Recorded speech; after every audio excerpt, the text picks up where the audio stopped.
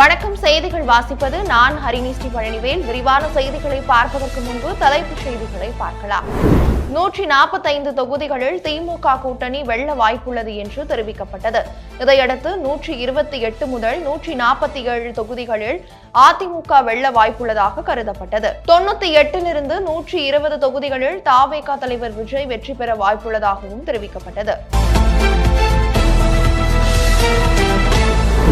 தவேக வேட்பாளர்கள் கூட்டம் இன்று ஆலோசனை. சட்டமன்ற தேர்தலில் போட்டியிட்ட வேட்பாளர்களை தவேக தலைவர் விஜய் இன்று சந்தித்து ஆலோசனை மேற்கொள்கிறார்.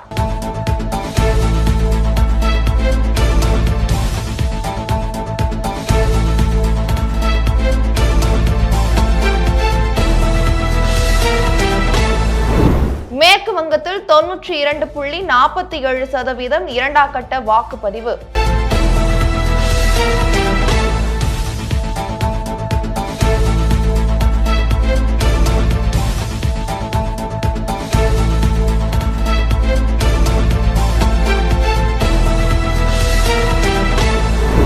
பாஜகவின் சின்னத்தை டாப் ஒட்டி மறைக்கப்பட்டதாக புகார்.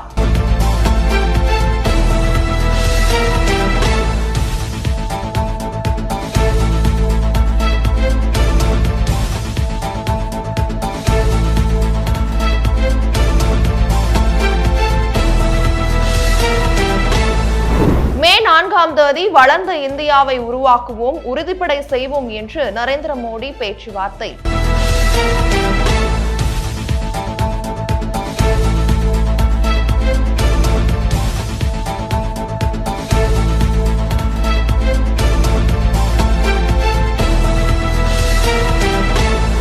தமிழகத்தில் இன்னும் 4 நாட்களில் வெளுத்து வாங்கும் வெயில். ஒரு சில இடங்களில் 3லிருந்து 4 டிகிரி செல்சியஸ் வெப்பம் அதிகரிக்கக்கூடும் என்று வானிலை ஆய்வு மையம் தெரிவித்துள்ளது.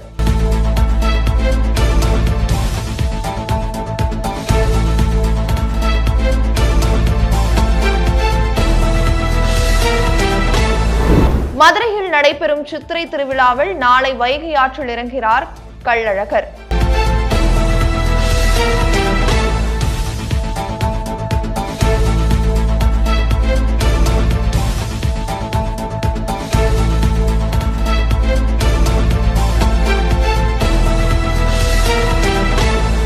புதுச்சேரியில் பாஜக கூட்டணி வெல்ல வாய்ப்புள்ளதாக கருதப்பட்டது.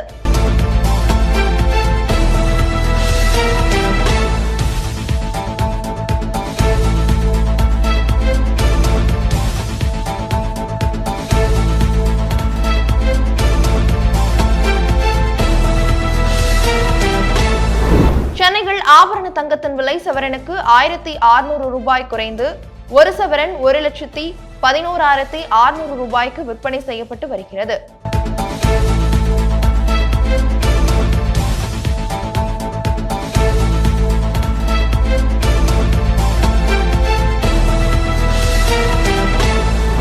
இனி வருவது வானிலை செய்திகள். தென் மண்டலங்களில் இன்று கனமழைக்கு வாய்ப்பு என்று வானிலை மையம் தெரிவித்துள்ளது.